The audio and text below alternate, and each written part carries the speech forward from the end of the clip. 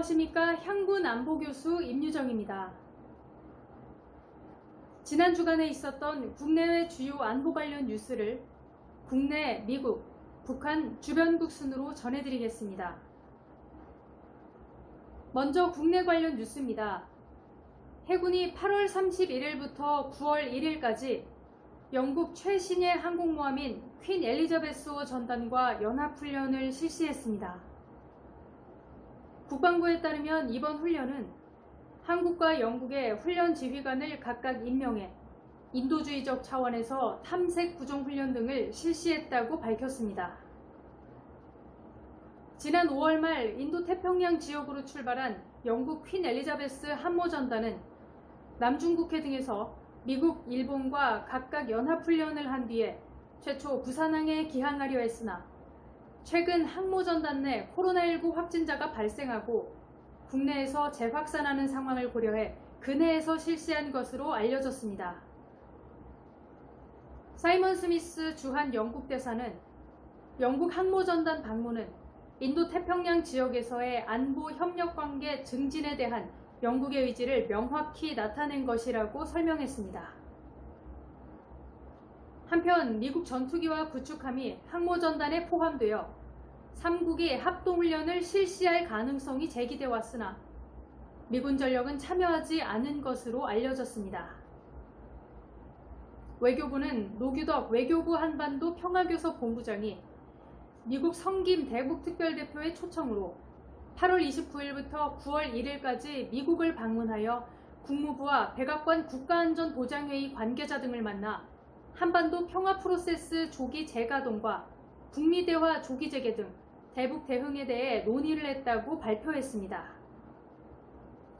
성김 대표는 지난 8월 21일부터 24일까지 방한해 노공부장 및 통일부 장관 등과 만나 인도적 대북 협력에 관한 논의를 한 바가 있으며 북한 측에도 언제 어디서든 만나 대화할 준비가 돼 있다고 메시지를 발표한 바 있습니다.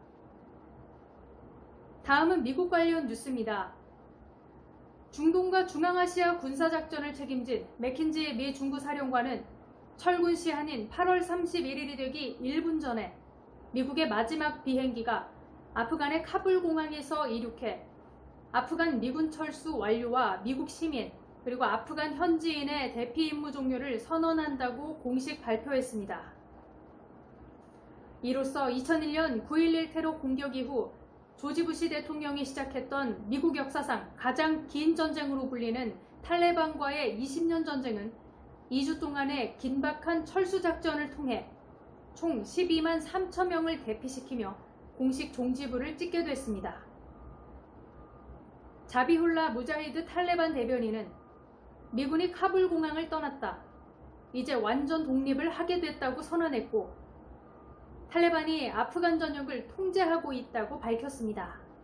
바이든 대통령이 미국인 절대 다수가 찬성했던 아프간 철군을 완료했지만 아프간 정부군의 방어 능력 과신과 정보 오판, 카불 공항 자살 폭탄 테러 등 철군 과정에서 빚어진 대혼란으로 언론과 대중들로부터 냉혹한 비판을 받고 있으며 공화당을 중심으로 한 의회 차원의 진상규명과 책임 추궁, 탄핵 추진 등의 움직임이 거세게 일고 있다고 전했는 바 미국 사회 전반적으로 상당한 후폭풍이 있을 것으로 예상됩니다. 다음 소식입니다. 국제원자력기구는 8월 27일에 발간한 연례 보고서에서 영변 핵시설 내 5메가와트 원자로와 관련 2021년 7월 초부터 냉각수 방출을 포함해 원자로 가동과 일치하는 정황들이 있었다고 보도했습니다.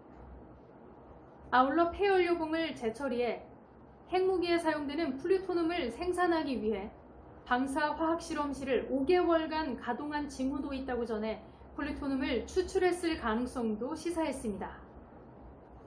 이러한 IAEA의 보고서와 관련해 31일 미국 고위 당국자는 우리는 보고서를 알고 있으며 북한 상황과 관련해 동맹국들과 긴밀히 협조하고 있다고 언급하면서 이는 한반도의 완전한 비핵화를 위해 대화와 외교의 긴급성을 강조하는 것이라고 밝혔습니다. 또한 우리는 보고된 활동과 비핵화 관련한 모든 문제를 다룰 수 있도록 북한과 대화를 계속 모색할 것이라고 덧붙였습니다. 국제원자력기구는 5메가와트 원자로 재가동과 방사화학실험실의 5개월 동안의 재가동은 심각한 문제라고 규정했고, 이는 유엔 안전보장이사회의 대북제재 결의안을 명백히 위반한 것이라며 매우 유감스럽다고 비판했는 바, 향후 유엔의 대북제재 수위와 북한의 반응 등 그 귀추가 주목됩니다. 다음은 북한 관련 뉴스입니다.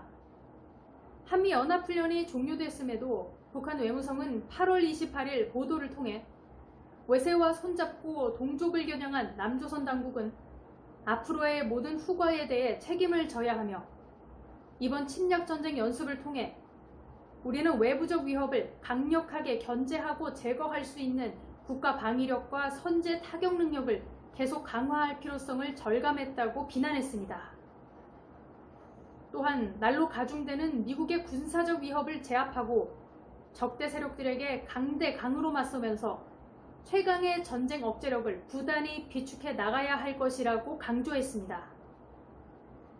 한편 8월 28일 청년절 30주년을 맞이해 김정은은 축하문을 통해서 청년들이 사회주의 건설 중요 전선에 집단적으로 자원 진출한 것은 몇백만 톤의 강철과 비료가 쏟아져 나오는 것보다 더 고무적인 소식이라며 청년들의 탄원 진출을 높이 평가하고 치하했으며, 금수산 참배, 무도회와 야회 등 대규모 행사를 30일까지 진행했습니다. 북한은 지난 1927년 8월 27일 김일성이 조선공산주의 청년동맹을 결성한 것을 청년절의 시초로 여겨 지난 1991년부터 청년절을 제정해 매년 청년들에게 당과 수령에 대한 혁명의 계승자, 미풍의 선도적 역할 등을 촉구하는 기념 행사를 벌였던 바, 올해는 10년 단위 꺾어지는 정주년으로 대규모 기념 행사를 한 것으로 보입니다. 다음은 주변국 관련 뉴스입니다.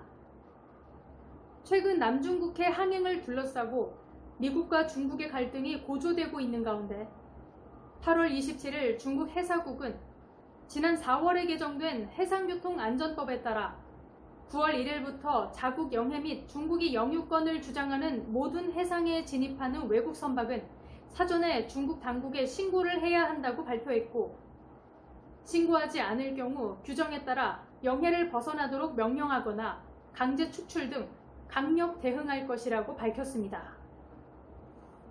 중국은 필리핀, 베트남 등 동남아 국가들과 영유권 다툼이 있는 남중국해의 섬과 암초의 인공섬 등을 만들고 대부분에 대해 독점적 영유권을 주장하며 요새화하고 있는 바, 중국의 1대1로 정책과 맞물려 향후 영유권 분쟁에 유리한 고지를 선점하기 위한 조치로 풀이되며, 장차 남중국해 항행과 영유권을 둘러싼 이해 당사국 간에 더욱 치열한 갈등과 충돌이 빚어질 것으로 전망됩니다. 일본 정부는 아프간 사태 관련 자국 대사관과 국제협력기구 등에서 일한 아프간 직원과 가족 등 500여 명을 탈출시키기 위해 8월 26일 수송기 3대, 정부 전용기 1대, 자위대원 300여 명을 파견했지만 일본인 1명만 구출하는 데 그쳤습니다. 8월 30일 아사히 신문은 일본의 외교적 위상을 봤을 때 납득하기 힘든 결과로 국내외적으로 완벽한 실패라는 비판을 받고 있으며, 집권 여당인 자민당 안에서도 정부의 늑장 대응 탓이라는 비난과 특히 390명을 탈출시킨 한국과 비교하며 일본의 대응 문제점 등을 철저히 파악해야 한다는 비난의 목소리가 커지고 있다고 보도했습니다. 이상으로 향군 주간한본 뉴스를 마치겠습니다. 감사합니다.